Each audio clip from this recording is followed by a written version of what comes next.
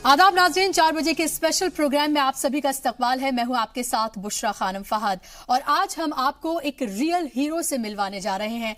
जी हां, फिल्मी पर्दे पे तो आपने बहुत सारे हीरो देखे होंगे, लेकिन आज जो हमारी मेहमान है, हमारे साथ जो मौजूद हैं, वो रियल लाइफ की दरअसल हीरो हैं। मुरादाबाद की रहने वाली इल्मा अफरोज ने सिविल सर्विस एग्जाम में 217वीं रैंक हासिल की है। इस मुकाम तक पहुंचने वाली इल्मा का सफर काफी जद्दोजहद भरा रहा। महज 14 साल की उम्र में इनके सर से वालिद का साया उठ गया। इनकी वालदा ने बच्चों को ट्यूशन पढ़ाकर इनकी पढ़ाई का खर्चा उठाया। मुरादाबाद से इंटर पास करने के बाद इल्मा ने दिल्ली के सेंट स्टीफेंस कॉलेज से ग्रेजुएशन किया। पढ़ाई में होशियार इल्मा ने आगे की पढ़ाई स्कॉलरशिप के जरिए की और इस दौरान इल्मा ने लंदन जाकर ऑक्सफोर्ड यूनिवर्सिटी में भी पढ़ाई की।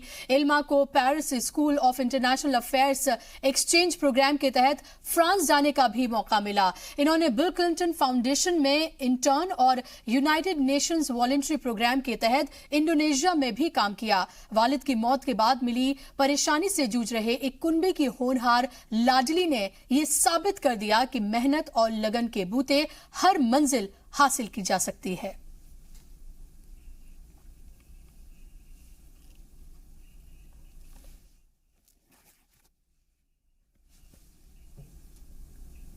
और इल्मा हमारे साथ मौजूद हैं स्टूडियो में, उनसे हम बात करेंगे। इल्मा, बहुत बहुत इस्तकबाल है आपका अजीज सलाम में। मेरा पहला सवाल यह है कि जाहिर सी बात है कि सब आपके बारे में जानना चाहते हैं। इंटरनेट पे फिलहाल आप एक सेंसेशन बन गई हैं, खासतौर पे आपकी वो एक पिक्चर जो है जिसमें आप उस बैलगाड़ी में बैठी हुई हैं, वो सबके जहन में जो है वो एक तरह से छप सी गई है। मुझे ये बताइए कि ये पूरा सफर आपके लिए कितना जद्दोजहद भरा रहा, क्योंकि एक छोटे से कस्बे से आप आती हैं और वहां से ऑक्सफोर्ड तक जाना और पूरी मेहनत करना और यहां तक पहुंचना कितना मुश्किल था आपके लिए? मेरा ख्याल है कि अम्मी मुझे हिम्मत देती रहीं और अम्मी ने मुझे इस चीज़ को शुरू से सिखाया कि अगर मैं मेहनत करूं तो कोई भी लक्ष्य जो है वो कोई बड़ा नहीं है मेरे लिए जी। और जो भी मैं करना चाहती थी उसके लिए पूरी आज़ादी मुझे अम्मी ने दी और मेरे भाई ने इसमें एक बहुत अहम रोल अदा किया। तो बस फिर आगे अल्लाह का करम रहा जी। और मैं करती गई। क्या आप हमेशा से ही सिविल सर्विसेज में ही जाना चाहती थी? क्या ये प्री प्लान था और इट जस्ट हैपेंड? नहीं, ऐसा नहीं था। मैं जिंदगी में ऐसा कुछ प्लान करके नहीं चले थे। जब छोटी सी थी खेतों पे अपने बाबा के साथ दौड़ लगा रही होती थी। हमारे यहाँ गन्ना, सरसों, मिर्चे, नींबू, गेहूं, चावल, बासमती, ये सब की बाबा खेती करते थे। तो वो शायद जिंदगी का सबसे खूबसूरत वक्त था। तब बाबा के साथ ये सोचा नहीं था कि आगे क्या होगा। फिर जब 14 साल की थी तो बाबा का इंतकाल हो गया। जी। इंतकाल के बाद बहुत टूट गई थी अम्मी भी, मैं भी। अम्मी ने संभाला मुझे और बच्चों की तरह मैं भी। इंटर में मेरे पास बायोलॉजी थी। जैसा होता है कि लड़की है तो बायोलॉजी दिला दो, लड़का है तो गणित पकड़ा दो। जी। तो लड़की को तो डॉक्टर ही बनना था। तो उसके बाद कोचिंग के लिए, किताबों के लिए पैसे चाहिए होते थे। उनका इंतजाम करना बहुत मुश्किल था। घर में लौकी पक जाए, दाल पक जाए, यही बहुत मुश्किल होता था अम्मी के लिए। अम्मी बच्चों को पढ़ाती थी मगर पढ़ाने के कभी पैसे नहीं लिए। जो पैसे घर में आते थे खेती से ही आते थे। बाबा तो प्रोग्रेसिव किसान थे, अच्छे से खेती करते थे, डाइवर्सिफाइड एग्रीकल्चर ये सब। बट अम्मी जब खेती करती थी इतना नहीं होता था। खैर, तो मैंने आर्ट साइड सीधा बीए करने का डिसीजन लिया और बीए करने के लिए दिल्ली विश्वविद्यालय के सेंट स्टीफेंस कॉलेज में मैं आ गई। यहाँ मैंने दर्शन शास्त्र में यानी फलसफे में बीए में दाखिला लिया, जिसके लिए अम्मी को बहुत सुनना पड़ा कि बीए तो दादी नानी ने किया था। सेंट स्टीफेंस कॉलेज में दाखिला लेना मेरी जिंदगी का शायद सबसे अच्छा डिसीजन था।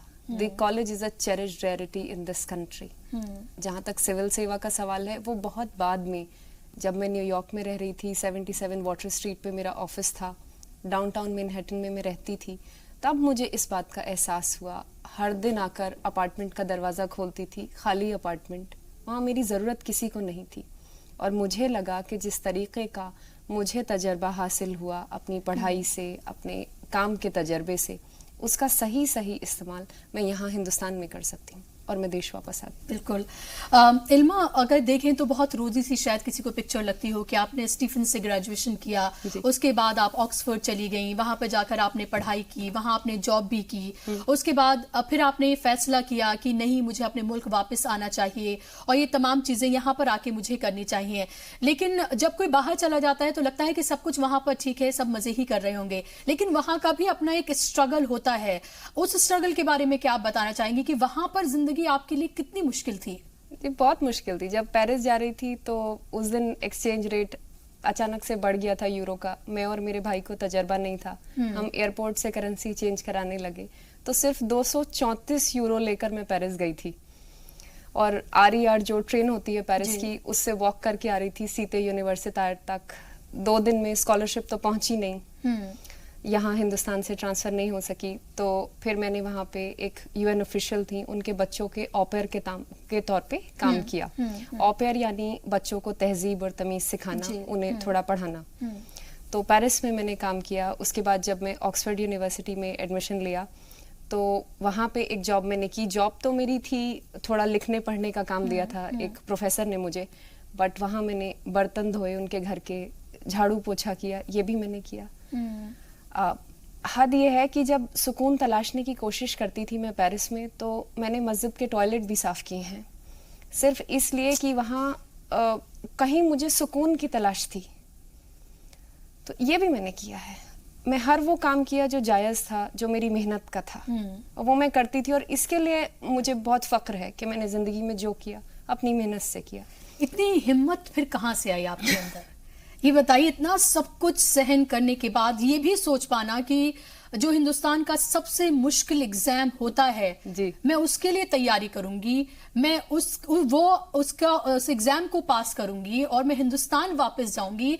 इतना सब कुछ आप कैसे सोच पाई इन तमाम मुश्किलों के बीच? देखिए, जब बाबा नहीं थे, जब इंडिया में थी, तो किताबों के लिए भी 625 रुपए क्विंटल उन दिनों लेवी पे गेहूं डाले जाते थे। झुलसती हुई धूप होती थी। क्लासेस अक्सर 4 अप्रैल 5 अप्रैल से शुरू होती थी, गेहूं 13 अप्रैल के बाद कटते थे। तो जब वो लेवी पे पढ़ते थे जाके झुलसती हुई धूप में, जिस तरीके का डल्ला आपने मेरी तस्वीर में भी देखा, उसमें गेहूं लदे हुए हैं, तब जाके तो कोर्स की किताबें आती थी। अगर गन्ने की पेराई नहीं हुई, गन्ना मिल पे नहीं पड़ा जाके, वहां से पेमेंट नहीं मिला, तो किताबें भी रह जाती थी। एक जद्दोजहद तो ये थी। फिर दूसरी ये कि ऑक्सफोर्ड विश्वविद्यालय की बात हो तो वहां पे अगर बर्फ है, यहाँ के गर्म कपड़े शॉल वहाँ काम नहीं करती, यहाँ का कार्डिगन। तो अगर बर्फ में मैं हूँ और अगर मैं पार्ट टाइम जॉब नहीं कर रही हूँ तो शायद मैं गर्म कोट भी नहीं खरीद पाती। इस चीज ने मुझे लड़ने की हिम्मत दी और सही और जायज बात के लिए खड़े होने की। बस यही सोच के मैं वापस आ गई और मुझे लगा कि अपने मुल्क को, इस मिट्टी को वापस देना चाहिए। बिल्कुल। एक छोटे से कस्बे से आप आती हैं और जाहिर सी बात है कि वहां पर रहने वालों की सोच जो है वो भी उसी तरह की होती होगी। हिंदुस्तान में पेरेंट्स ओवर प्रोटेक्टेड भी होते हैं अपने बच्चों को लेकर। एक तो स्ट्रगल ये है कि आपको एक फाइनेंशियल स्ट्रगल है जिसके लिए आपको एक अलग जंग लड़नी है और उसके लिए आपने स्कॉलरशिप ली, 100% स्कॉलरशिप भी आपको मिल गई। एक दूसरी जद्दोजहद है कि अपने पेरेंट्स को, अपने आसपास के रिश्तेदार हैं, खासतौर पर पेरेंट्स की बात करूंगी, आपकी वालदा की, कि उनको कन्विंस करना कि मैं वहां जा रही हूँ, महफूज रहूंगी, अच्छे से करूंगी, आप मेरी फिक्र ना करें। क्या वो भी एक जद्दोजहद थी आपके लिए? नहीं, मेरी अम्मी ने शुरू से मेरा बहुत सपोर्ट किया और इनफैक्ट मैं जो हूँ माँ की ही बदौलत हूँ। अम्मी ने हमेशा, अगर मैंने कहा कि अम्मी पेरिस पढ़ने जाना है, अम्मी ने हमेशा कहा कि अच्छा बच्चे, आप ऑक्सफोर्ड में भी अप्लाई कर लो, कैम्ब्रिज में भी कर लो।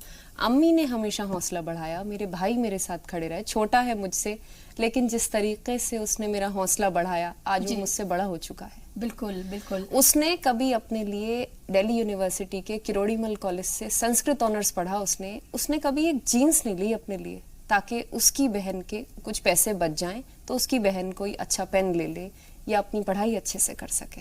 तो ये सिर्फ आपका स्ट्रगल नहीं बल्कि पूरी फैमिली का स्ट्रगल था, मेरे भाई का जी। और जिस तरह से आपके भाई आपके लिए खड़े रहे एक मजबूत पिलर की तरह, जाहिर सी बात है कि आज सबसे ज्यादा अगर कोई खुश होंगे तो वो होंगे जी। और आप उसका क्रेडिट भी उन्हें देती हैं जी। और हमारे साथ बहुत सारे हमारे नाजरीन हैं, जुड़ना चाहते हैं, इल्मा आपसे सवाल पूछना चाहते हैं और मैं उनसे कहूंगी कि आप अगर इल्मा जैसा बनना चाहते हैं या आप अपने बच्चों को चाहते हैं कि वो इल्मा जैसा बने या उनके नक्शे कदम पर चलें, तो हमारी फोन लाइंस खुल चुकी हैं, आप उस पर फोन कर सकते हैं और इल्मा से अपने तमाम डाउट्स क्लियर कर सकते हैं, सवाल पूछ सकते हैं उनके बारे में, ये भी पूछ सकते हैं कि यूपीएससी में अगर आपके जाने का ख्वाब है तो आपको किस तरह की तैयारी करनी चाहिए। इल्मा, मुझे बताइए कि जब आपने ये सोचा कि अब आपको यूपीएससी की तैयारी करनी है, तो उसके बाद किस तरह के मरहले थे जिनको आपने पार किया और उसके बाद आपको ये कामयाबी हासिल हुई? पहला मरहला तो यही था कि अमेरिका छोड़कर कैसे वापस आ सकती हो।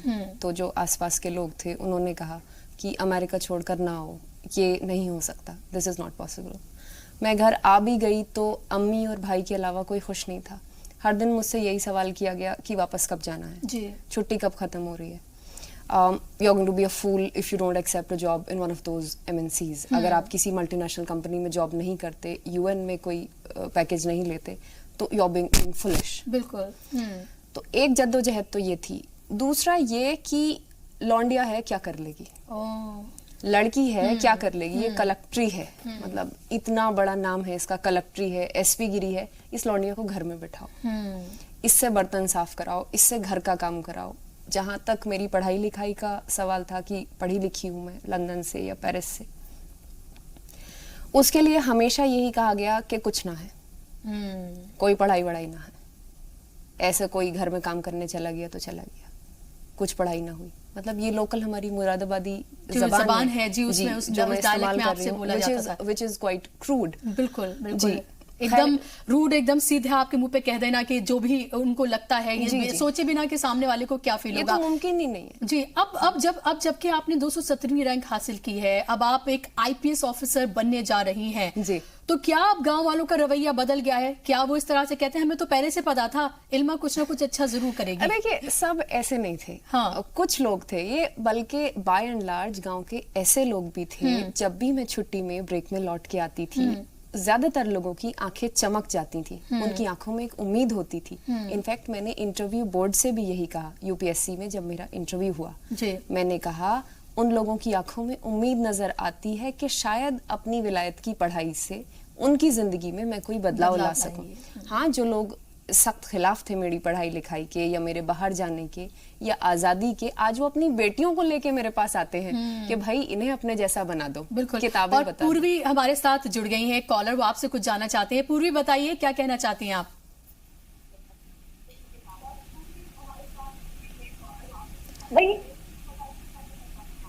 एक्चुअली नमस्ते इल्मा जी, मैंने आपका इंटरव्यू देखा, मुझे बहुत अच्छा लगा। जी नमस्कार। आप अपने टीवी की वॉल्यूम बंद कर दें और उसके बाद आप सवाल पूछें या जो भी आप कहना चाहती हैं वो कहें, तो आप ज्यादा बेहतर होगा। जी, एक्चुअली हमको पूछना था कि हमको भी सिविल सर्विसेज की तैयारी करनी है, हमारी एजुकेशन कंप्लीट होने वाली है जी, तो हमको पूछना था। तो ये पूछना चाहती हैं दरअसल कि इन्हें किस तरह से अपनी तैयारी करनी चाहिए। इल्मा, आप टिप्स दें कुछ। जी, मैं बिल्कुल आपको एनकरेज करूंगी कि आप आज ही से जुड़ जाइए, आज का अखबार उठा लीजिए, और हो सके अगर आपके आसपास कोई अंग्रेजी का अखबार हो, जैसे द हिंदू है या इंडियन एक्सप्रेस है, तो वो आप पढ़ सकती हैं। नहीं है तो कोई बात नहीं, आपके पास जो भी अखबार है वो आप उसमें संपादकीय उसका पेज आता है वो ले सकती हैं, अर्थव्यवस्था का पन्ना है उससे शुरुआत कर सकती हैं। आप आज ही से जुड़ जाइए और एनसीईआरटी की 6ठी से 12वीं तक की किताबें आप मंगा लीजिए, नई वाली लीजिएगा, उनमें पढ़ने में आपको इंटरेस्ट आएगा, अच्छा लगेगा। और साइंस की किताबें आप 6ठी से 10वीं तक कर सकती हैं एनसीईआरटी की, history, geography, political science, economy, ये आपको 12th तक करनी है। जी इल्मा, ये बताइए कि आपने क्या इसी तरह से आपने खुद भी तैयारी की थी जो आप टिप्स दे रही हैं, कि आपने भी इन्हीं अखबारों का सहारा लेकर इन्हीं अखबारों से पढ़ के अपने इल्म में इजाफा किया था? जी, मैं तो कॉलेज के दिनों से, जब मैं सेंट स्टीवंस में थी तो मैं डेली अखबार पढ़ा करती थी, और उसमें मेजर हिस्सा हिंदी के अखबारों का होता था, क्योंकि अपना पार्ट टाइम खर्चा चलाने के लिए मैं हिंदी डिबेटिंग किया करती थी। और दिल्ली विश्वविद्यालय के अधिकाधिक कॉलेजेस में मैंने डिबेटिंग की, तो शाम को जो 2000 या 1500 रुपए का इनाम जीत के मैं आती थी, उससे मेरा खर्चा चलता था। तो कुछ छोड़ा आपने या नहीं? मतलब ऑक्सफोर्ड में जाकर, वहां लंदन में जाकर, पेरिस में जाकर नौकरी करने से और यहाँ पर तमाम चीजें इस तरह से करने के बाद आप यहाँ पर पहुंची हैं। वाकई में आप एक ऐसी मिसाल हैं, और खासतौर पे उन लोगों के लिए मिसाल है इल्मा, जो बहुत सारे एक्सक्यूजेस लेकर आते हैं अपने साथ कि हमारे पास ये नहीं था, ये बैकिंग नहीं थी, पैसे नहीं थे, पढ़ नहीं सकते थे, ये नहीं कर सकते थे, वो नहीं कर सकते थे। उन तमाम सवालों के दरअसल आप जवाब के तौर पर यहाँ पर बैठी हैं। अब ये बताइए मुझे कि अब जब आप एक ऑफिसर बनने जा रही हैं, क्या करना चाहती हैं आप मुल्क के लिए? देखिए, एक बहुत बड़ी जिम्मेदारी मेरे कंधों पे सौंपी गई है जी। और भारत के संविधान में जो भी मुझे जिम्मेदारी सौंपी गई है और संविधान के जो आइडियल्स हैं उनका सच्ची निष्ठा के साथ मैं पालन करना चाहूंगी और चाहूंगी जो भी प्रियम्बल के आइडियल्स हैं वो जमीन पर नजर आए। बिल्कुल। हमारे यहाँ आखिरी इंसान को भी जैसे गांधी जी ने अपना तिलिस्म दिया था कि अगर कुछ करना चाहो और दुविधा में हो तो याद करो उस व्यक्ति को जो आखिरी पंक्ति में सबसे अंधेरे गांव में खड़ा हुआ हो, आंखों में उसका नजरिया याद करो और अगर आपके इस काम से उसकी जिंदगी में कोई बदलाव आए तो बेशक आगे बढ़ो। बिल्कुल, बहुत खूब। और इरफान, एक और कॉलर हमारे साथ जुड़ गए, वो भी आपसे कुछ जानना चाहते हैं। इरफान, बताइए। हेलो जी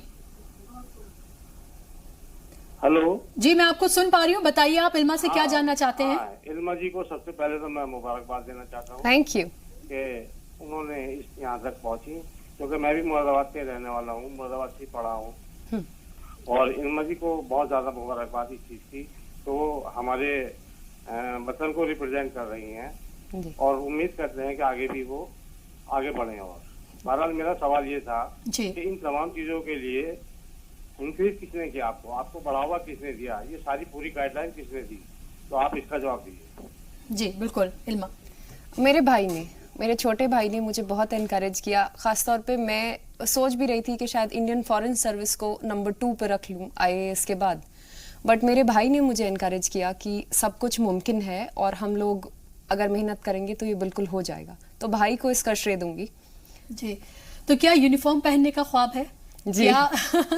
क्या भाई को भी लगता है कि उसकी बहन वो हैट पहन के, वो यूनिफॉर्म पहन के पूरा उस कस्बे में, उस जगह पे, उस घर पर चलती हुई आए, ताकि सबकी आंखें जो है देखकर थोड़ी चौंधी आ जाए? जी, मेरे भाई को संस्कृत ऑनर्स से, वो ग्रेजुएट हैं किरोड़ीमल कॉलेज के, उन्हें बहुत इंटरेस्ट है कि मैं यूनिफॉर्म पहन के उनके सामने आऊं। जी, क्या जिस तरह के फिलहाल हालात हैं, क्या आपको लगता है कि उसमें खास तौर पे, क्योंकि आप एक खास तबके से ताल्लुक रखती हैं, आप मुस्लिम तबके से ताल्लुक रखती हैं, जिनके लिए कहा जाता है कि जो सचर कमेटी की रिपोर्ट आई थी कि वो दलितों से भी पिछड़े हुए, यानी कि पिछड़ों से भी पिछड़े हैं, क्या आपको लगता है कि आपका आना और एक तरह से एक मिसाल बनना लोगों के लिए एक इंस्पिरेशन होगा, उनको भी एक सीख मिलेगी कि हालात कुछ भी हो, लेकिन अगर आपने उससे लड़ने की अगर ठानी है तो आप कुछ भी कर सकते हैं?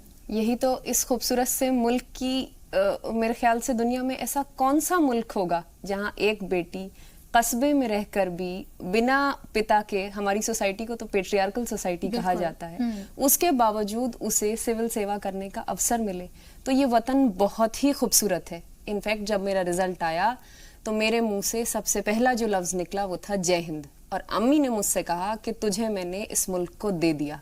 यकीनन ये बहुत ही खूबसूरत मुल्क है, मुल्क ने मुझे ये अवसर दिया है और मैं अपने से पूरी कोशिश करूंगी कि मैं जो संविधान के जो आइडियल्स हैं उन पर चलूं।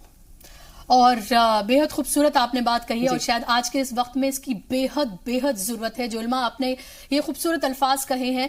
और एक और कॉलर श्रीनगर से हमारे साथ रियाज जुड़ गए हैं, वो आपसे कुछ पूछना चाहते हैं। जी रियाज साहब, बताइए क्या जानना चाहते हैं?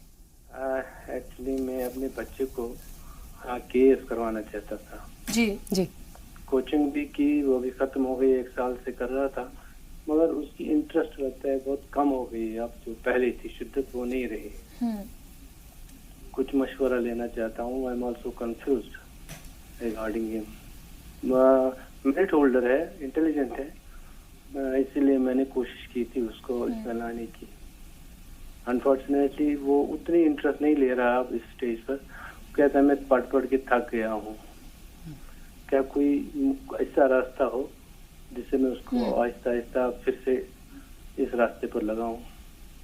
इल्मा, बहुत बहुत शुक्रिया आपके सवाल का। आप एक बार अपने बेटे के साथ बैठिए और उनसे पूछिए कि वो जिंदगी में क्या चाहते हैं, क्या सिविल सेवा वो वाकई करना चाहते हैं। यदि ऐसा है तो फिर आप उनको इस बात का भरोसा दिलाइए कि अगर वो मेहनत करेंगे, सही स्ट्रेटजी फॉलो करेंगे, यानी सही किताबें जो सिविल सर्विसेज के लिए चाहिए वो पढ़ेंगे, अपना एक शेड्यूल रखेंगे जो तय है, जो रिक्वायर्ड है इसके लिए, तो यकीनन वो कामयाब होंगे। लेकिन अगर वो सिविल सर्विसेज नहीं करना चाहते, किसी और चीज में उनका इंटरेस्ट है, तो आप एनकरेज कीजिए कि वो उसे परस्यू करें। बिल्कुल। और खालिदा है हमारे साथ देहरादून से, अब भी आपसे कुछ जानना चाहती हैं। खालिदा जी, बताइए क्या कहना चाहती हैं आप? अस्सलाम वालेकुम। जी आदाब। मैम मैं इनसे जानना चाहती हूँ, मैं एक मदर हूँ, मेरे 2 बेटे हैं, एक 9th में पढ़ता है और एक 8th में पढ़ता है। तो मैं इनसे जानना चाहती हूँ ना कि कैसे इनकी मदर ने इनको आगे बढ़ाया है, मैं इनके लिए क्या क्या किया। मैं भी अपने बच्चों को आगे बढ़ाना चाहती हूँ। मैं चाहती हूँ मेरा बड़ा बेटा सिविल से कमी जाए, सिविल में जाए, लेकिन मैं ज़्यादा पढ़ी लिखी तो नहीं हूँ, लेकिन मैं चाहती हूँ कि मेरे बच्चे बहुत अच्छा करें। मतलब मैं क्या कर सकती हूँ इनके लिए? जी इल्मा। मेरा ख्याल है कि अम्मी को मुझ पे और मेरे छोटे भाई पे हमेशा से भरोसा रहा कि हम लोग अगर पढ़ रहे हैं या आगे बढ़ रहे हैं या पढ़ाई के लिए अगर बाहर जा रहे हैं तो हम जो भी कुछ करेंगे इस बात का ख्याल रखेंगे कि हम उनके बच्चे हैं और सब कुछ संविधान के दायरे में रहकर करेंगे। ये हमारे घर में एक बहुत ही मेजर चीज़ थी जो हमारी अम्मी ने हमें सिखाया कि बच्चों कुछ भी करो इस वतन की तरक्की के लिए करो। तो यही मैं आपको मेरा एक छोटा सा टिप है कि आप बच्चों में इस चीज़ को एनकरेज कीजिए कि वो जो भी करें उससे हमारा मुल्क तरक्की करे, हम लोग सब भारतीय आगे बढ़ें। बिल्कुल जाहिर सी बात है कि अगर मुल्क तरक्की करेगा तो उसमें रहने वाले भी तरक्की ही करेंगे। और हमारे साथ मोहम्मद सलीम भी जुड़ गए इंदौर से। जी सलीम साहब बताइए आपका क्या सवाल है? अस्सलाम वालेकुम। जी वालेकुम। हाँ, मैं पूछना चाहता हूँ इल्मा बेटी से कि जो मुस्लिम बहन बेटियां उनके बारे में उनको आप क्या संदेश देना चाहते हैं? उनको क्या ऐसा संदेश देना चाहते हैं जिससे वो भी आगे बढ़ सके और बिना खौफ से, मतलब जो दीन इल्म के साथ में दुनियावी जो इल्म है उस तरह से, और आप जिस पद पर पहुंचे हैं IPS बड़े इतने बड़े पद पर पहुंचे हैं, इस तरह संघर्ष करके अपने पिता को भी खोया आपने और अपनी माँ के साथ, अपने भाई के साथ में बहुत स्ट्रगल किया आपने। एक मतलब खेतिहर किसान के घर से निकली बेटी इस तरह से अगर बड़ी बनती है तो बेटियों के लिए क्या संदेश है? जी मैं यही कहना चाहूंगी, मेरा संदेश यही है कि भारत के आईन ने, भारत के संविधान ने जो हकूक आपको दिए हैं, खासतौर पे राइट टू इक्वालिटी, बराबरी का अधिकार आर्टिकल 14 में दिया हुआ है, article 21 right to a dignified life, एक ऐसी जिंदगी जो आप जीना चाहें और उसकी कद्र महसूस करें, आपका एग्जिस्टेंस कद्र महसूस करें, that would be the right to a dignified life. तो यही कहूंगी उन सब लड़कियों को, हिंदुस्तानी बच्चियों को मेरा पैगाम यही है, जो भी हुकूक आपको बाबा साहब भीमराव अंबेडकर जी ने संविधान बनाते हुए दिए और कॉन्स्टिट्यूएंट असेंबली ने, आगे बढ़िए, हिम्मत रखिए और अपने हुकूक का सही सही इस्तेमाल कीजिए। इंशाल्लाह बहुत अच्छा नतीजा मिलेगा और हमारा मुल्क लगातार तरक्की करेगा। बिल्कुल। क्या ऐसा भी कोई वो है इल्मा कि आप खास तौर पर लड़कियों के लिए, खवातीन के लिए, उनके लिए आप खास तौर पर कुछ करना चाहती हैं? क्योंकि जाहिर सी बात है कि एक स्ट्रगल तो ये होता है कि आप पढ़ लिख कर आगे बढ़ें, लेकिन एक औरत होने का, लड़की होने का भी अपना एक अलग स्ट्रगल होता है। तो क्या आप उनको, उनके लिए अलग से कुछ करना चाहती हैं? कुछ ऐसा कोई आपका कोई इरादा? बिल्कुल, जो हमारा कॉन्स्टिट्यूशन है उसमें आर्टिकल 15(4) में साफ साफ दिया हुआ है कि विमेन एंड चिल्ड्रन के लिए स्पेशल प्रोविजंस हो सकते हैं, जो भी कानून के दायरे में उनको अधिकार है वो बिल्कुल उसके लिए मैं काम करना चाहूंगी, और स्पेशल प्रोविजंस भी जी जो भी कॉन्स्टिट्यूशनली हो सकता है वो करेंगे। हो सकता है आपको मेरा ये सवाल उतना पसंद ना आए, लेकिन फिर भी मैं पूछना चाहूंगी, जब आप बाहर गई या फिर आप एक हिंदुस्तान में हैं, अक्सर लोगों की शिकायत होती है कि आप एक खास तबके से ताल्लुक रखते हैं, आप एक मुसलमान हैं, तो आपको शायद दबाया जाता है, आपको कुचला जाता है, या फिर आपके साथ दूसरे तरीके का रवैया इख्तियार किया जाता है। क्या आपको भी लगता है? क्या आपको लगता है कि जो मुसलमान हैं वो सिर्फ शिकायत ज्यादा करने में लगे रहते हैं, बल्कि जो उन्हें एक स्टेप उठाने चाहिए प्रैक्टिकली पॉसिबल जिससे वो आगे बढ़ सके पूरे मुल्क के साथ, वो नहीं कर पाते हैं? दरअसल नहीं, देखिए ऐसा नहीं है। इनफैक्ट मेरी तो सक्सेस में एक बहुत बड़ा रोल मेरे बड़े भाई की तरह है। श्री रामवीर जी ये नॉर्दर्न रेलवे में लोको पायलट हैं, जिन्होंने लगातार मेरा हौसला बढ़ाया। और जहां तक इस मुल्क का सवाल है, तो मुल्क इतना खूबसूरत है, इसमें सब तरीके की ज़बानें हैं, इतने अलग अलग कल्चर्स हैं, इतनी डिफरेंट लैंग्वेजेस हैं, और मेरा ख्याल है कि खाना पीना, पहनना ओढ़ना, इतनी ज़्यादा विविधता इस मुल्क में है, और मुल्क में सबकी जगह है और बहुत खूबसूरती से सब लोग इस मुल्क में हैं। बिल्कुल जी। और श्रीनगर से एक और कॉलर हमारे साथ जुड़ गए हैं, फैसल। फैसल साहब बताइए क्या जानना चाहते हैं आप इल्मा से? अस्सलाम वालेकुम। जी वालेकुम सलाम। पहले तो मैम को मुबारकबाद दे रहा हूँ। Thank you. तो और दूसरा, मैं खुद केस करना चाहता हूँ लेकिन मेरा इंटरेस्ट बढ़ता नहीं है, थोड़ा बहुत टिप्स चाहिए मुझे। जी जी। इल्मा, इस सवाल का हम जवाब लेंगे। फैसल साहब आपको इस सवाल का जवाब हम जरूर देंगे, लेकिन वक्त यहाँ पर एक बहुत छोटे से ब्रेक का हो गया है। यहाँ पर बहुत छोटे से ब्रेक के लिए रुक रहे हैं, कहीं जाएगा नहीं। इल्मा हमारे साथ बनी हुई है, आप भी अपने सवाल पूछ सकते हैं इल्मा से, वो यहाँ पर आपके सवालों के जवाब भी देंगी। लेकिन फिलहाल वक्त एक छोटे से ब्रेक का।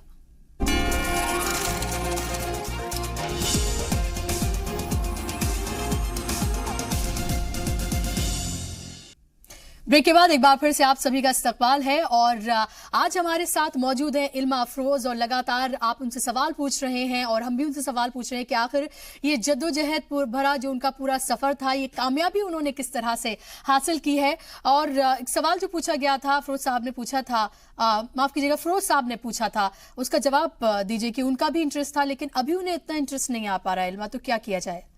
मैं यही कहूँगी कि आप जो यूपीएससी की वेबसाइट है, आप उसमें पुराने क्वेश्चन पेपर्स हैं, आप उनको उठाकर एक बार देखिए, सवालात देखिए, ये समझने की कोशिश कीजिए कि किस तरीके के क्वेश्चन साल दर साल पूछे गए हैं। यूपीएससी का सिलेबस डाउनलोड कर लीजिए, यकीनन इतना डाइवर्सिफाइड सिलेबस है यूपीएससी का कि जब आप देखेंगे, उसे पलटना शुरू करेंगे, आपके इंटरेस्ट का जरूर मिल जाएगा। और हम ये भी बात करना चाहेंगे इल्मा आपसे कि पहले आपने 12th तक आपने पढ़ा, उसके बाद आप फिर दिल्ली आई, स्टीफेंस आई, आप एक बायोलॉजी की स्टूडेंट थी, उसके बाद आपने पूरा चेंज किया, शिफ्ट किया, आर्ट्स आपने चुनी। तो जब स्टीफेंस में आप पढ़ रही थी तो वहां का तजुर्बा कुछ बताइए कि वहां का तजुर्बा किस तरह का रहा, एक छोटे से कस्बे से एक बड़े से शहर में, वो भी इतने बड़े कॉलेज में जाना जहां सबका ख्वाब होता है जाना। जी, जब कॉलेज आई थी तो हमारे पास एक टेलर हैं पप्पू चचा, उन्होंने 4 जोड़ी सूती शलवार कमीज सी के दे दिए थे और वही लेके मैं सेंट स्टीवंस कॉलेज आ गई थी। और कॉलेज में बहुत ही आला किस्म के कपड़े पहनकर बड़ी बड़ी गाड़ियों में बच्चे आया करते थे। मगर मैं बड़ी शुक्रगुजार हूँ सेंट स्टीवंस कॉलेज के ट्यूटर्स की भी और अपने पियर्स की भी कि उन्होंने कभी भी मेरे कपड़ों से मुझे जज नहीं किया। हाँ, अगर मैं कुछ कर रही हूँ, किसी सोसाइटी का पार्ट हूँ, whether that is the debating society और द इनफॉर्मल डिस्कशन ग्रुप और any other society, the philosophical society in college, उसमें मेरा पार्टिसिपेशन क्या है, मैं कॉलेज की टोटल लाइफ को क्या कंट्रीब्यूट कर रही हूँ, वो ज्यादा महत्वपूर्ण था। और सेंट स्टीवंस कॉलेज, मेरी जिंदगी के जो 3 सबसे खूबसूरत साल बीते वो सेंट स्टीवंस कॉलेज में थे। That college is a cherished rarity in this country, the best decision I ever took. मेरी जिंदगी का सबसे खूबसूरत टाइम, सबसे खूबसूरत डिसीजन। बिल्कुल, और मुझे लगता है कि वहां से ही आपकी नींव जो है वो मजबूत होनी शुरू हुई और जो आपने सीखा, जिस तरह से आप आगे बढ़ी और जो आपने जिंदगी के डिसीजंस लिए, मुझे लगता है स्टीफेंस ने उसमें काफी अहम किरदार जो है वो अदा किया। बहुत और इसके बारे में और मैं आपसे पूछूंगी सवाल, लेकिन उससे पहले एक और कॉलर हमारे साथ जुड़ गई हैं, महमूदा है हमारे साथ। जी महमूदा साहिबा, बताइए क्या पूछना चाहती हैं आप?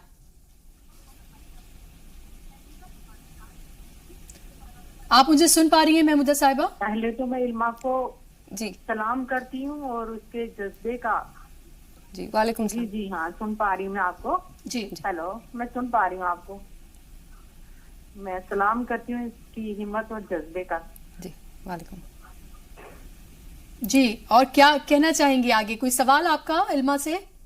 मैं से चाहती हूँ कि आजकल नेट का जमाना है। हाँ, इल्मा से ये कहना चाहूंगी कि वो अपना कोई व्हाट्सएप पे वेब खोले और अपने तमाम बच्चों को रहनुमाई दे उसके जरिए। जी, तो आपके लिए एक सजेशंस भी आ गए हैं। आप ये भी कर सकती हैं कि बहुत सारे लोग जो इंतजार कर रहे हैं आपसे जानने के लिए, और जाहिर सी बात है ये जानने के लिए कि इल्मा ने अपना इल्म किस तरह से हासिल किया, तो क्या कहना चाहेंगे? आपकी सजेशन किस तरह से लेंगे आप उनका? देखिए, मेरे घर में तो किताबें आ जाएं, पेन खरीद लें, मेरे बाबा के लिए ये बहुत ज़रूरी होता था उस वक्त, फिर बाद में अम्मी, यही अफोर्ड करना मुश्किल था। एक लैपटॉप है जो मैं यूएस से लाई थी, स्मार्टफोन मैंने अभी कुछ दिन पहले ख़रीदा है, टैबलेट आज भी मेरे पास नहीं है। तो ये जो कहा जाता है कि इंटरनेट से सिर्फ पढ़ाई हो या महंगे टैबलेट्स हों, महंगे फ़ोन्स हों, एक पर्टिकुलर कंपनी का फ़ोन हो known for the glamour value attach to it, भाई इस चीज़ के लिए मैं यही कहूँगी, अगर आप में जज्बा है और आप जो बेयर मिनिमम रिक्वायर्ड है इस एग्जाम के लिए आप वो कर पा रहे हैं, यूपीएससी की वेबसाइट है उसका आप पूरा इस्तेमाल कर रहे हैं, यकीनन आपको सक्सेस मिलेगी। हाँ, जो दूसरे एस्पायरेंट्स हैं उनके लिए मैं बहुत जल्दी एक इनिशिएटिव शुरू करने का सोच रही हूँ। चलिए, सजेशन को सीरियसली लिया जा रहा है पहले से ही। अदनान हमारे साथ जुड़ गए हैं अलीगढ़ से, वो भी आपसे कुछ जानना चाहते हैं। अदनान, बताइए क्या कहना चाहते हैं आप? जी जी अदनान, पहले मेरी आपसे गुजारिश है आप अपने टीवी का वॉल्यूम बंद कर दें, हम भी आपको ठीक से सुन पाएंगे और आप भी हमें ठीक से सुन पाएंगे।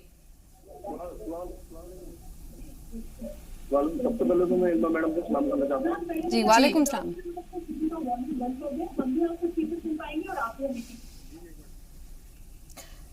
जी अदनान पूछिए।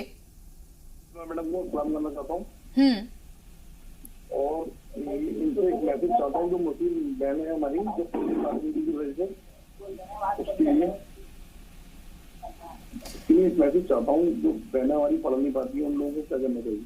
जी उनको मेरा पैगाम यही है कि भारत के आईन ने, भारत के संविधान ने जो भी अधिकार आपको दिए हैं, जिसमें सबसे बड़ा हक है बराबरी का हक and the right to a dignified life, एक इज्जतदार जिंदगी जीने का पूरा हक, एक इंसान के तौर पे इस मुल्क में, इस मुल्क की जमीन पे अपने पैर जमाने का हक, इसका पूरा पूरा इस्तेमाल कीजिए। खुद पे भरोसा रखिए, कोशिश में कोई कमी मत छोड़िए, इंशाल्लाह आपको आपकी मंजिल जरूर मिलेगी। आप कोई भी हो, किसी भी वर्ग से आते हो, गांव के हो, शहर के हो, छोटे हो, बड़े हो, कुछ भी हो, लक्ष्य को देखते रहते हैं, लक्ष्य पे अपनी निगाह रखते हैं, यकीनन कामयाबी आपके कदम चूमेगी। जी, आपकी कामयाबी में सबसे अहम रोल रहा है आपकी फैमिली का, आपकी अम्मी का, आपके भाई का। तो ज्यादातर हमने देखा है कि जैसे ही लड़की बड़ी होती है, या तो उसे टीचिंग या फिर बहुत अच्छा अगर घर का माहौल है तो डॉक्टर, इससे ज्यादा इससे आगे सोच नहीं पाते। जैसे ही वो इसके दायरे से अलग सोचना शुरू करती हैं तो सवालात जो है वो खड़े होने शुरू हो जाते हैं। आप मुझे बताइए कि फैमिली का सपोर्ट और जो आप कर रहे हैं उसमें वो आपके साथ खड़े हों, ये कितना अहम होता है कामयाबी हासिल करने के लिए? ये बहुत ज़रूरी है। मुझे ऐसा लगा अगर मेरे भाई मुझे सपोर्ट नहीं करते, जैसे पेरिस जाने के लिए जो थोड़ा मोड़ा हमारे पास कुछ जेवर था अम्मी के पास, वो मेरे भाई ने बेचने में 1 मिनट भी नहीं लगाया। उसने मेरे दहेज के लिए पैसे बचा के नहीं रखे।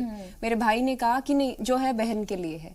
उस वक्त जब मैं जा रही थी फॉल के लिए, जब मैं जा रही थी, that was the fall season there, तो मेरे भाई ने जो खेती से पैसे आए, आम की फसल उसने एडवांस में उसका सौदा कर दिया, उसने अपने लिए कुछ बचा के नहीं रखा। तो मैं ये कहूंगी कि हाँ, फैमिली का सपोर्ट बहुत ज्यादा जरूरी है। मेरे केस में मेरे भाई का सपोर्ट बहुत बहुत एक मेजर रोल रहा। लेकिन अगर कोई ऐसा हो जिसे ऐसी सपोर्ट अनफॉर्चुनेटली अवेलेबल ना हो, तो मैं यही कहूंगी आपसे कि आप हिम्मत से अपने रास्ते पे आगे बढ़ते रहिए। यकीनन एक दिन शायद आपके जो लोग आज आपके साथ नहीं हैं वो होंगे, और ये मैं अपने कुछ ऐसे लोग हैं मेरे आसपास जिन्हें मैं आज देख रही हूँ, आज अपनी बच्चियों को लेकर आ रहे हैं मेरे पास कि इन्हें अपने जैसा बना दीजिए। कल जब मैं पेरिस जाने की कोशिश कर रही थी, अम्मी को एक जद्दोजहद करनी पड़ी थी ये समझाने के लिए कि कुछ नहीं होगा, पढ़ने जा रही है, स्कॉलरशिप पे आ जाएगी। जी, और आज जब आप ये इम्तिहान पास करने के बाद जब आप अपने कस्बे में, उस जगह पर, अपने आबाई वतन जब आप लौट कर गई, तो लोगों का रिएक्शन क्या था? किस तरह से लोगों ने आपको हाथों हाथ लिया? क्यूरियोसिटी थी, पूछना चाहते थे कैसे किया, क्या किया, कैसा था माहौल? वो माहौल बाय एंड लार्ज ज्यादातर लोगों का तो वही था कि वो जो आंखों में चमक में देखा करती थी हर ब्रेक में लौट के आके घर पे कि विलायत से पढ़ के जिंदगी में कोई बदलाव आ जाएगा, वो चमक और 1000 गुना बढ़ गई। एक तो वो था। दूसरा, बच्चियां और बच्चे जो तैयारी कर रहे हैं या स्कूल कॉलेजेस में हैं, वो बहुत ज्यादा संख्या में मेरे पास आ रहे हैं, मुझसे जानना चाहते हैं, मुझे बता रहे हैं I have come across amazing stories of struggle that the people are undertaking on a daily basis, which is incredible. बिल्कुल, रूरल इंडिया में बहुत पोटेंशियल है। बिल्कुल बिल्कुल, और वो हमें दिख भी रहा है, हमारे साथ खुद बैठी हुई हैं। और श्रीनगर से बहुत कॉल्स हमारे पास आ रही है, क्योंकि जाहिर सी बात है हम हर साल ये देख रहे हैं कि श्रीनगर से जो IAS जो एस्पिरेंट्स हैं उनका सिलसिला जो है लगातार, नंबर जो है वो लगातार बढ़ रहे हैं। एक और कॉलर हमारे साथ श्रीनगर से ही जुड़ गए हैं, वो इल्मा से कुछ जानना चाहते हैं। जी बताइए, क्या है आपका सवाल? हेलो, अस्सलाम वालेकुम। वालेकुम सलाम। मैं श्रीनगर से मुश्ताक अहमद बोल रहा हूँ। जी, सबसे पहले मैं इल्मा जी को मुबारकबाद देता हूँ, इतना जो IAS क्वालिफाई किया है, ये मामूली बात नहीं है। Thank you.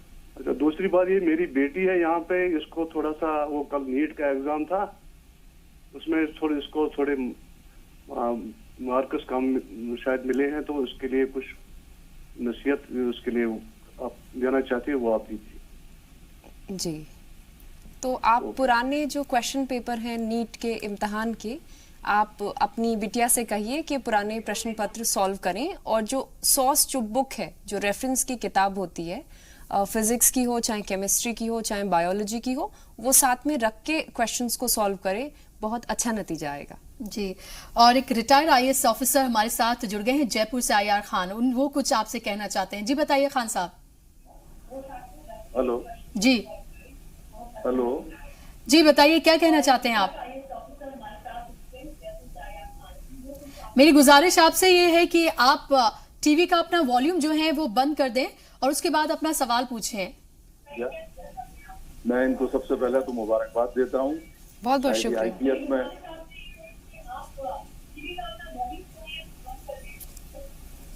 ये आईपीएस में शायद इनका हुआ है, उसके लिए मैं इनको मुबारकबाद देता हूँ बहुत बहुत, और इनकी मम्मी को सल्यूट करता हूँ, इनके भाई को भी बहुत बहुत मुबारकबाद देता हूँ।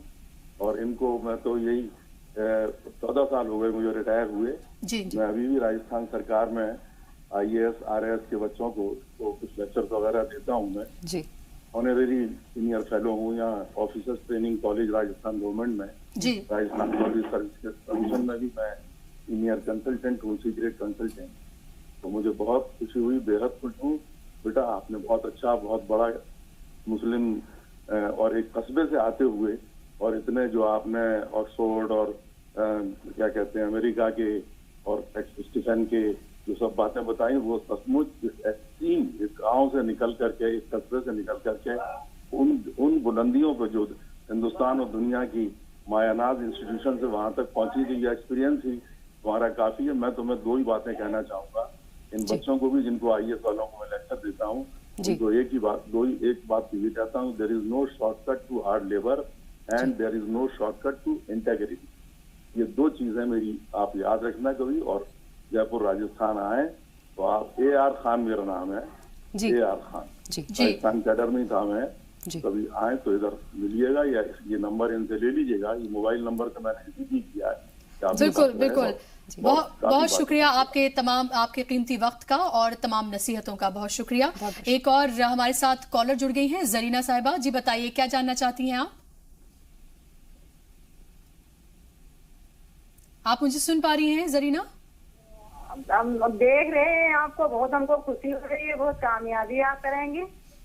जी शुक्रिया। कोई सवाल आपका? हमारी बेटी के लिए दुआ करना, मेरी बेटी 11 साल की है, ये भी आप बेटी हो। जी, ये मुझसे भी अच्छी हो, बस आप एक छोटा सा मेरा कहा मान लीजिए, अखबार पढ़ने की बच्चों को आदत डालिए। घर में अखबार मंगवा लीजिएगा, द हिंदू आता है, इंडियन एक्सप्रेस हो, चाहे कोई और अखबार हो, या हिंदी या उर्दू का भी कोई अखबार हो, उसको पढ़वाने की आदत डालिए, तो बड़ा अच्छा नतीजा आएगा।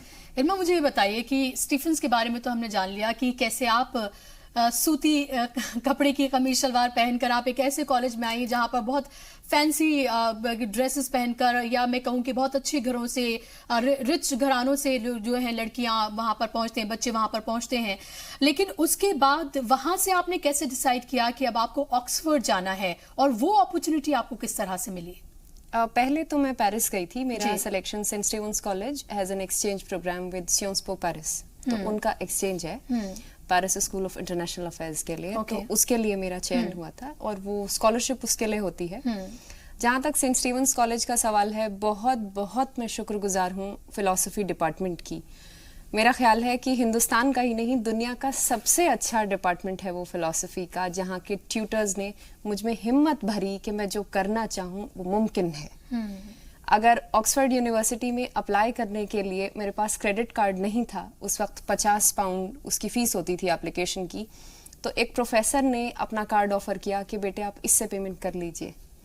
तो जिस तरीके से वो प्रोफेसर्स मेरे साथ हमेशा खड़े रहे, और उस कॉलेज के प्रोफेसर्स, उस कॉलेज के ट्यूटर्स, हमारे यहाँ ट्यूटोरियल सिस्टम है सेंट स्टीवंस में, that's why I use the term tutorial and tutors, तो वो हमेशा मेरे साथ चट्टान की तरह खड़े रहे। और जो पेयर्स मेरे थे कॉलेज में, जो मेरे दोस्त थे, वो जिंदगी के लिए, they are like friends who are family. बिल्कुल। तो क्या उन्हें पता था कि आप इस तरह के स्ट्रगल से गुजर रही हैं? क्या प्रोफेसर्स को, जो आपके साथ में, जो आपके क्लासमेट्स थे या आपके फ्रेंड्स थे, उनको ये पता था कि आप एक स्ट्रगल के दौर से गुजर रही हैं, ये वक्त आपके लिए उतना आसान नहीं जितना उन लोगों के लिए है? टीचर्स के लिए तो शायद क्योंकि वो बहुत ज्यादा तजर्बेकार थे तो उनको एहसास था इस बात का। पियर्स के लिए मैं कहूंगी मुझे खुद ही को एहसास नहीं था कि मैं शायद किसी स्ट्रगल से गुजर रही हूँ। आप किसी 16-17 साल के बच्चे से कितनी समझ एक्सपेक्ट करते हैं? बिल्कुल, बिल्कुल। मुझे खुद भी एहसास नहीं था। हाँ, जो था बस नेचुरली उसी तरह से आ रहा था, आप उसी तरह उसे एक्सेप्ट कर रही थी एक चैलेंज की तरह। हिमाचल से आमना हमारे साथ जुड़ गई हैं। आमना, बताइए क्या है आपका सवाल? जी अस्सलाम वालेकुम। जी वालेकुम सलाम। मैम मेरा सवाल कोई नहीं है, मैं इस बच्ची को मुबारकबाद देना चाहती हूँ। बहुत शुक्रिया। हाँ जी, और हमारी बच्चियों के लिए इंस्पिरेशन है, इसलिए मैं इनको बहुत मुबारक देती हूँ और अल्लाह से दुआ करती हूँ कि हर मुस्लिम बेटी ऐसी ही बने। बहुत बहुत शुक्रिया। शुक्रिया। और अगले कॉलर हमारे साथ साहिल जुड़ गए हैं। साहिल, बताइए क्या है आपका सवाल? अस्सलाम वालेकुम। जी वालेकुम सलाम। हाँ जी, मैं कोलकाता से बोल रहा हूँ। मैं 32 साल का हूँ अभी जी। तो अभी हम बताना चाहता हूँ कि आपको बहुत बहुत मुबारकबाद है, लेकिन हम बताते हैं कि आपको देख के हमारा हौसला बढ़ गया है। हमारा बस 2 साल की बेटी है, हमने तो छोटा मोटा सपना देख के रखे थे, लेकिन आपको देख के लगा कि सपना बड़ा होना चाहिए जी। लेकिन हमारा कोई सवाल नहीं है। हम इतना आपको बताऊंगे कि आप जो कर रहे हैं, जो आप मतलब देशवासियों को जो इंस्पिरेशन मिल रहा है आपको देख के, आगे भी सोशल मीडिया से जुड़े रहिए। कुछ वीडियो कुछ ही किसी चीज के माध्यम से हम लोग को ये संदेशा देते रहिए ताकि आपको हम लाइव और मतलब फॉलो कर सके। जी बिल्कुल। तो बहुत सारे सजेशंस आ रहे हैं इल्मा जी। लोग आपसे डायरेक्ट जो है वो रूबरू होना चाहते हैं, और जितनी आपको दुआएं मिल रही हैं, इतने ज्यादा लोग आपको देख इंस्पायर हो रहे हैं। मुझे लग रहा है कि आपको ये लग रहा होगा कि कंधों पे बहुत जिम्मेदारी जो है वो आ गई है, मुल्क के लिए कुछ भी। बिल्कुल बिल्कुल, यही जज्बा होना चाहिए सबका। जम्मू से हमारे साथ अमान जुड़ गए हैं। जी अमान, बताइए क्या है, क्या कहना चाहते हैं आप इल्मा से? मेरा नाम है अनाम चौधरी। जी जी जी, अनाम साहब बताइए। हाँ, मेरा इल्मा जी से पहले तो मैं उनको सलाम अर्ज करता हूँ। जम्मू से हूँ मैं जम्मू से हूँ जी। आपसे मेरी गुजारिश है, और मैं सभी लोगों से गुजारिश कर रही हूँ कि जो भी कॉल कर रहे हैं प्लीज अपने टीवी का वॉल्यूम बंद कर दें। इससे आपको भी आसानी रहेगी और हमें भी आसानी रहेगी आपको सुनने में और आपके सवाल का जवाब देने में। मैं बहुत खुश हूँ कि हमारे देश की ऐसी जो एक संघर्ष करने वाली बच्ची, जो ऐसे दूर दराज गांव से निकल के ऑक्सफोर्ड यूनिवर्सिटी तक और वहां तक पहुंची है। और मैं भगवान से दुआ करता हूँ और प्रार्थना करता हूँ और अल्लाह ताला से ये मैं मांगता हूँ कि सरकार से भी मैं ये निवेदन करना चाहता हूँ कि इनको जम्मू कश्मीर अलाट किया जाए, ताकि ऐसी लेडीज की हमें जम्मू कश्मीर के अंदर बहुत जरूरत है, ताकि यहाँ के हालात के ऊपर, यहाँ की अवेयरनेस के ऊपर काम किया जाए। और तो इसलिए मैं इनको बहुत बहुत मुबारक देता हूँ और मैं अल्लाह ताला से दुआएं मांगता हूँ कि ऐसे लोगों को जम्मू कश्मीर के अंदर भेजा जाए। और मेरी यही रिक्वेस्ट है, और आपके टीवी के माध्यम से भी मेरी रिक्वेस्ट है कि इनको जम्मू कश्मीर स्टेट जो है वो अलाट की जाए और यहाँ भेजा जाए इनको। जी बिल्कुल, और देखना होगा कि इल्मा कितना चाहती हैं, लेकिन आपने दुआएं दी, आपकी नेक ख्वाहिशात हमेशा इल्मा के साथ रहें और ऐसी तमाम लोगों की रहें, ताकि और इसी तरह की बेटियां हिंदुस्तान की जो है वो आगे आएं और आगे बढ़े और मुल्क का नाम रोशन करें। एक और हमारे साथ अब्दुल रहमान साहब हमारे साथ जुड़ गए हैं, जयपुर से हैं वो भी। अब्दुल रहमान साहब, बताइए आपका सवाल क्या है, क्या जानना चाहते हैं आप इल्मा से?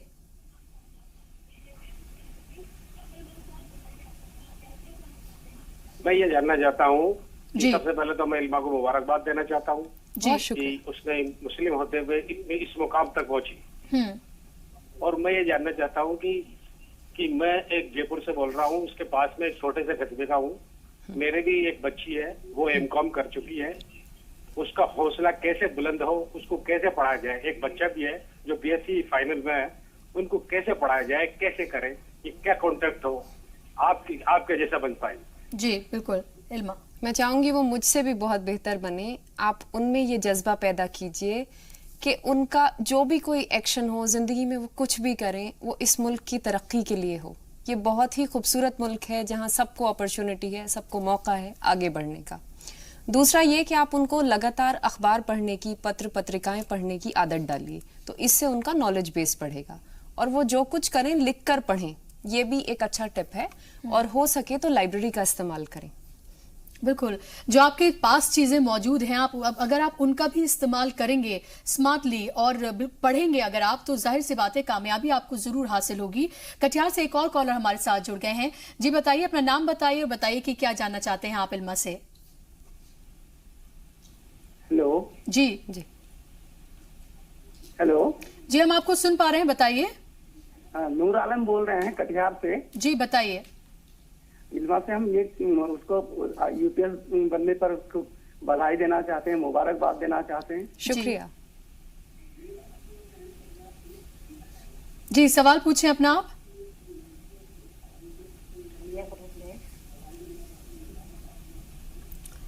तमाम कॉलर्स के साथ यही परेशानी हो रही है कि आप अपने टीवी का वॉल्यूम जो है वो बढ़ाकर रखें। जी जी बताइए। जी, आप मुस्लिम खातून के लिए ये जो खास करके ग्रामीण इलाके में, रूरल एरिया में जो लड़कियां पढ़ती है, तो आज उसकी हालत तो बहुत ना।